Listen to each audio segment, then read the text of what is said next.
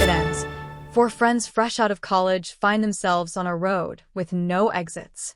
It's Jean-Paul Sartre with a Gen Z spin, a hangout horror movie rife with existential anxieties that cinema and television have been wrestling with since their inception, from Luis Buñuel to The Good Place, and which philosophers have pondered for much longer.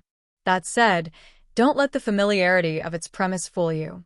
It's first and foremost a streamlined, low-budget genre thriller, albeit one whose overtly pulpy flourishes gradually reveal something more tonally surprising, dramatically complex, and immensely promising for all the young talent involved.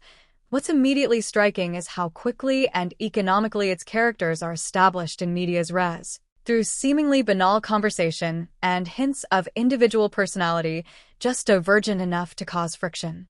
Behind the wheel, the gruff, soft-spoken Tyler, Mitchell Cole, back from military training, picks up his three best friends in his Jeep Cherokee soon after they graduate, as an extremely online debate ensues about whether 50 Hawks could best one man with a rifle.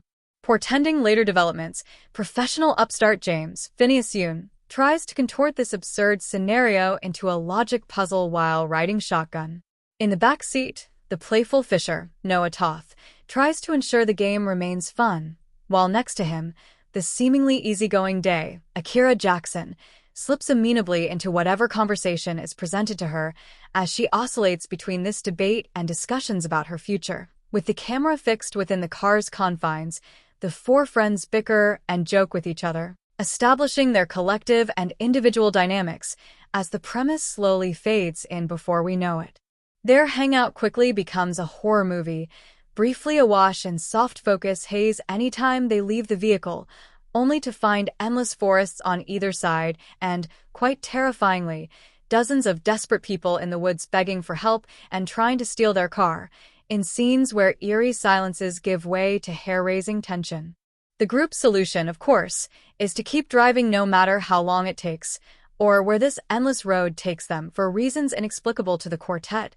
Fuel, hunger, and sleep are no obstacle even as days turn to nights, forcing them to consider every possible scenario, sci-fi, religious horror, a shared hallucination, allowing it ends to quickly broach and dismiss all convenient explanations. Through overlapping conversations in tight close-ups, the group's increasing paranoia and desperation gives way to personal confessions as they attempt to rationalize their circumstances, which simultaneously exacerbates and deepens their bonds. The drama, despite its improvisational unfurling, is rigorous and fine-tuned, making it all the more moving when the film begins to transform in tone, as the group wrestles between depressive dread and genuine attempts to make light of their situation in the face of a future that seems endlessly bleak. These shifts, while surprising and delightful, are far from random. Rather, they emanate from the richly conceived characters and the way the situation forces them to evolve, and not always for the better. The more they discover about the nature of their predicament and the way it affects their senses after time periods indeterminate, the more they're faced with the challenge of abandoning the vehicle altogether, in the process, each other, in favor of a precarious fate by the roadside. Given the ages of those involved, the filmmaker and his charming ensemble are all in their 20s. It's hard not to think of It Ends as a gateway for younger viewers into new forms of thought and self-reflection. The whole thing could be seen as rooted in the anxieties of close-knit friends being forced to separate after college, but also in its terrifying antonym, never being allowed to grow up and face the world. The sudden pivot toward isolation and danger, amid the excitement of new adulthood, will likely conjure familiar feelings of the early pandemic, but the film is more than just a linear metaphor.